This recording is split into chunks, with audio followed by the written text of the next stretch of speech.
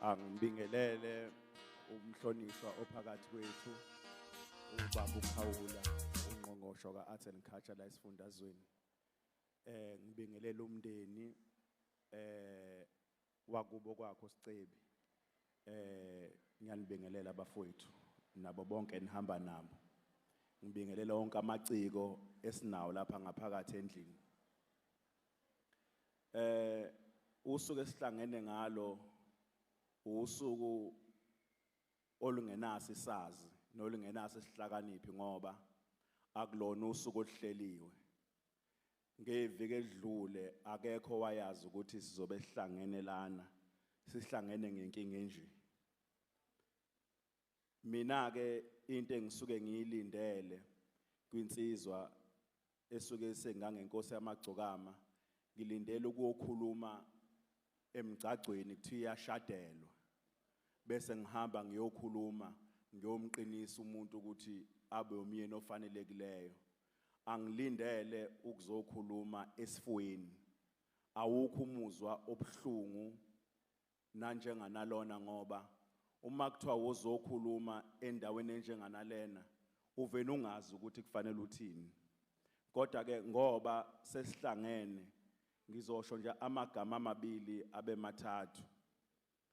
Le nsizwa esihlangene ngayo isibonelo sokuthi uma ngabe uNkulunkulu kunomlayezo awubeke phezu kwakho ekhanda lakho uyawukhushulwe abantu bakubeke phambili awuyikhuphuli wena awukhukhumali. uSicebi kumbe inkosi yamagcokama ibise sicongweni kodwa ikhushulwe yini nonke nilapha endlini nabantu abangaphandle abangekho iye yakhushulwa ngabantu ngenxa yomyalezo uNkulunkulu awubeke ekhanda lakhe bamthatha ke bambeka phezulu. Ngiyaye ngithi ke uma uyikhuphule wena ungazange ukhushulwe ngabantu abantu yiba abakubeka phansi. Akujwayelekile ukuthi umuntu abemkhulu kangaka ezweni abemkhulu kangaka emhlabeni kodwa ayibeke phansi ngalendlela ebeyibeka phansi ngayo.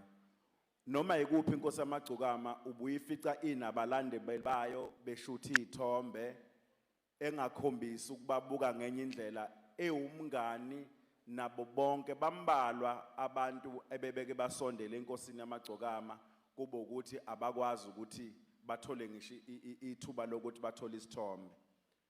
Ungomunye wabantu engizothi uye waqinisekisa ukuthi lento yama live performance ayipheli endimeni. Ukulwelile kakhulu kwimpucuzeko eminyakeni emithathu edlule sake sayimisa indaba ka live. Ungomunye wabantu abangifonela ngaqala ngafonela uThuthani. Wathi uThuthani uthintwe abadlali lababeyinsimbi. Basivezela ubungozi bokuyeka indaba ama live performance emcimbini ukuthi yipi. Wase ngifonela naye wathi kimi uma ngabe emcineka ukuthi indaba ye live performance ivalwa ngenxa yemali ngingomunye wabantu mina onganikela ngami ekuthenini ngifike ngizoperforma live ngingakhokhelwa imali yangu ngikhokhele imali ejwayelekile ukuze nabanye abaculi bakwazi ukuthi bakhuthazeke bayenze lonto leyo. Ngalondlela ke bafethu umculo kaMaskandi ulimele uyaxhuka kakhulu kodwa ke inkosi eyazi ukuthi bekufanele ngani kwenzeke lokho kwenzakalayo. Ngizocela ukuthi ke kunina enilapha endlini nakubona bonke abantu ababonayo asiqhubeke siwuseke umculo kaSicebi ngayo yonke indlela siwudlale endaweni ekumele udlalwe khona ukuze nabantwana bakhe baqhubeke.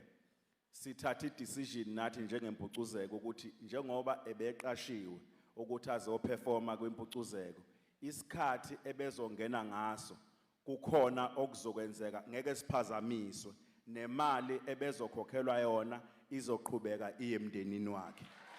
Ngiyabonga.